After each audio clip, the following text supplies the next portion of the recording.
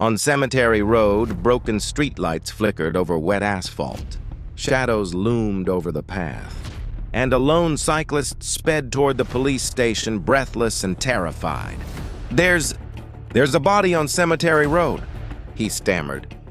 Detective Adam Keller closed the file on his desk, grabbed his coat, and headed out immediately.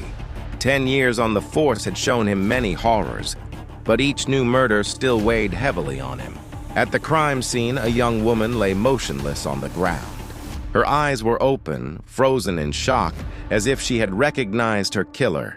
Deep bruises marked her neck. Near her hand was a small white paper. Written on it was a single word: silence. Adam knew immediately this wasn't random. By morning, Ravenford was in panic. Headlines screamed, "Young woman murdered in quiet city." Her name was Emily Carter, a college student. Her family was shattered. Adam reviewed CCTV footage, interviewed neighbors, and checked college records. Nothing. The word on the paper haunted him: silence. 3 days later, another body was found. This time, Laura Mitchell, a married woman. Same brutal method. Same white paper beside her. Still silent? Panic spread. Media outlets labeled it a serial killing. Adam said in a meeting, "This killer isn't just murdering people. He's delivering a message." Sarah Nolan, an investigative journalist, noticed a pattern. Both victims had previously contacted police, not as missing persons, but as witnesses. Sarah knew the murders were connected to a past injustice. She requested access to old case files. The third murder shocked the city. Hannah Brooks, a university student, had begun exposing the truth online. Beside her body, a note read, "Your silence is my strength." Sarah was certain now. These murders were linked to a past crime. Adam and Sarah dug into old files. 7 years ago, a girl named Lily Parker had been raped and murdered. The case never reached court. It had been quietly buried. Why? Money, influence, political pressure. Lily's brother, Daniel Parker, had silently endured injustice for years. At 19, he begged police, lawyers, reporters, anyone had to help. Each door closed with the same warning: stay quiet or things will get worse.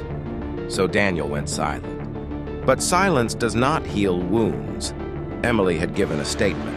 Laura was scheduled to testify. Hannah had started posting the truth online. Daniel had silenced them before. They could be silenced again. Daniel worked as an office clerk, ordinary by day, broken by night. For him, these murders weren't revenge alone. They were reminders. Proof that crimes cannot be erased by power or money. Every note he left was written for his sister. The final confrontation took place in an abandoned factory. Rain dripped from broken windows as police surrounded the building. Daniel shouted, "You all buried my sister's voice?" Adam replied calmly, "Justice doesn't come from murder, Daniel." The two faced each other, tension and pain reflected in their eyes. Daniel surrendered without resistance. There was no fear in his eyes, no regret, only exhaustion. Daniel was sentenced. The city watched, reflecting on the consequences of silence. Injustice thrives when truth is ignored. Ravenford slowly returned to its routine. Streets once filled with fear were calm again. Yet the memory of the murders lingered, a silent reminder of the city's failure. Daniel was the killer, but the city was guilty too. Because when the truth was silenced years ago, silence itself became the crime.